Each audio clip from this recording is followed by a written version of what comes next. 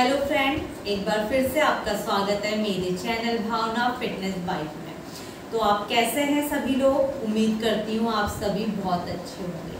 तो आज मैं आप लोगों के बीच लेकर आई हूँ कि चक्रों के माध्यम से हम किस प्रकार अपने गर्भावस्था की जर्नी को आरामदायक बना सके। चक्रास आपने सभी ने सुना होगा, हमारे शरीर में 7 प्रकार के चक्र होते हैं। हर एक चक्र का एक अलग अलग सकारात्मक प्रभाव हमारे शरीर पे पड़ता है।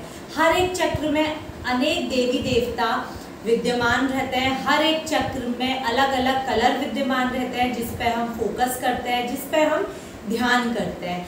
तो जो आज का इम्पोर्टेंट चक्र है वो है मूलाधार चक्र।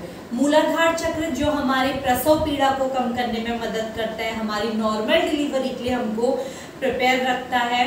तो उस चक्र पे आज हम फोकस करेंगे जिससे हमारी गर्भावस्था की जर्नी आरामदायक हो सके। तो मेरे साथ लास्ट तक बने रहिए और देखिए कि किस प्रकार एक छोटे से ध्यान में हम बैठ के ध्यान के माध्यम से हम मूलाधार चक्र को कैसे एक्टिवेट करते हैं। आइए तो जानते हैं कि मूलाधार चक्र के क्या क्या बेनिफिट है।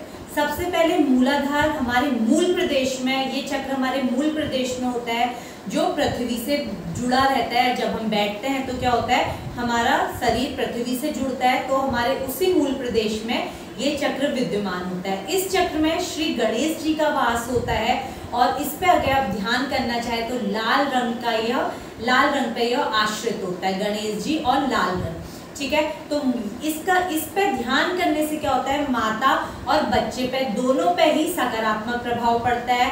और उसी के साथ साथ मूलाधार पे ध्यान करने से हमारे जो प्रसव पीड़ा होती है, जो डिलीवरी के टाइम जो प्रसव पीड़ा होती है, उस पे हमें बहुत हद तक आराम मिलता है, कब दर्द में कमी होती है और उसी के साथ साथ नॉर्मल डिलीवरी के लिए भी हमको ये तैयार करता है। तो एक जो इसमें सबसे जरूरी बात है, इस अभ्यास को हमने कैसे करना है, इस ध्यान में हमें कैसे बैठना है, ये बताने से पहले जो सबसे जरूरी बात है वो मैं आपको बताना चाहूंगी कि स्त्री और पुरुष दोनों में ही मूलाधार का जो स्थान होता है, जो स्थिति होती है, वो दोनों में ही अलग अलग जगह होती है। तो अगर आप ध्यान कर रहे हैं, आप स्त्री हैं, स्त्रियों के लिए गर्भावस्था में यह करना बहुत ही लाभदायक है और इस अभ्यास को पुरुष भी कर सकते हैं। लेकिन पुरुषों का स्थिति और स्थान अलग है और महिलाओं की स्थिति और स्थान इसका में अलग है। तो आइए मैं आपको बताती हूँ कि पुरुषों में यह मूलाधार चक्र कहाँ पे विद्यमान रहता है और स्त्रियों में यह मूलाधार चक्र कहाँ पे विद्यमान रहता है, जिसमें आप फोकस करके ध्यान केंद्रित कर सकते हैं। पुरुषों में जो इसका स्थान होता है वो ज्ञानेंद्रिय व मलद्वार के बीच होता है और वहीं स्त्रियों में इसका स्थान होता है आपके गर्भाशय और योनि मार्ग के बीच।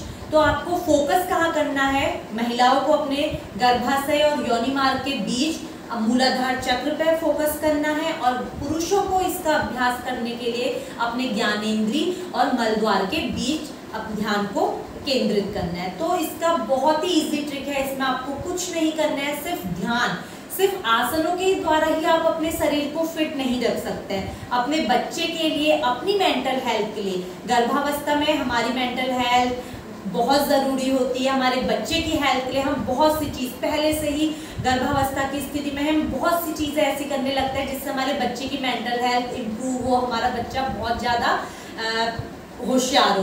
तो उसके लिए हमें क्या करना है, इससे हमें तो आराम मिल ही रहा है, हमारे प्रसव पीड़ा में हमको आराम मिल रहा है और साथ ही साथ बच्चे और हमारी क्या हो रही है, मेंटल हेल्थ भी इम्प्रूव हो रही है। तो इसके लिए हमें क्या करना है, सिर्फ ध्यान का अभ्यास करना है। अपनी बॉडी को स्ट्रेट रखते हुए किसी भी सुखासन में आपने बैठना है, दोनों हाथ ज्ञान मुद्रा या चिन्ह मुद्रा में, आंखें सहजता के साथ आपको बंद करनी है और यहीं से आपको इनहेल करना है। धीरे धीरे धीरे धीरे श्वासों को आपने भर के लेके जाना है अपनी नासिका से सहस्त्रार तक, सहस्त्रार से धीरे धीरे धीरे धीरे अपने कंठ प्रदेश से हृदय प्रदेश तक, अपने आमाशय से अपने मूलाधार चक्र पर। आपकी श्वास है इतनी लंबी होनी चाहिए कि आप नासिका से भरकर उसे धीरे धीरे धीरे धीरे धीरे धीरे अपने मूलाधार चक्र पर लेकर आ सकें।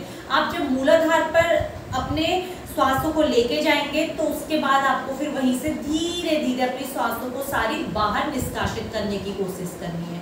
इसी प्रकार आपको क्या करना है, 5 से 10 बार श्वास प्रश्वास पे फोकस करना है और अपने मूलाधार तक अपनी श्वासों को भर के लाने की कोशिश करनी है और फिर श्वासों का रेचक कर देना है। बस इतना सा इजी सा काम आपको करना है बैठे बैठे, जो आपके मूलाधार चक्र को एक्टिवेट करेगा, उसी के साथ साथ आपको और भी बहुत सारे आराम देगा। गर्भावस्था में इसका अभ्यास बहुत ही महत्वपूर्ण माना गया है। आप वैदिक ग्रंथों में पढ़ेंगे जो आपकी पहले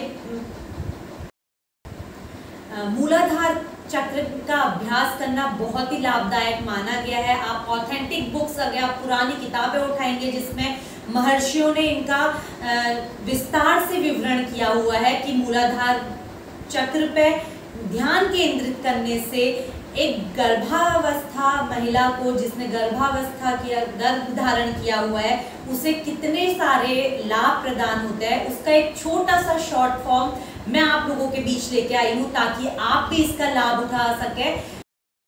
लेकिन मैं आपके साथ ये वीडियो लेके आई हूँ उसका शॉर्ट फॉर्म, लेकिन एक चीज जो मेन है आपको ध्यान देनी है, अगर आपने गर्भावस्था से पहले इसका अभ्यास नहीं किया है तो प्लीज इसका अभ्यास किसी के देखरेख में ही करें, या तो किसी योगा इंस्ट्रक्टर की देखरेख में, किसी टीचर की जो योग में एक्सपर्ट हो, और उसी की देखरेख में आपने ये अभ्यास को करना है।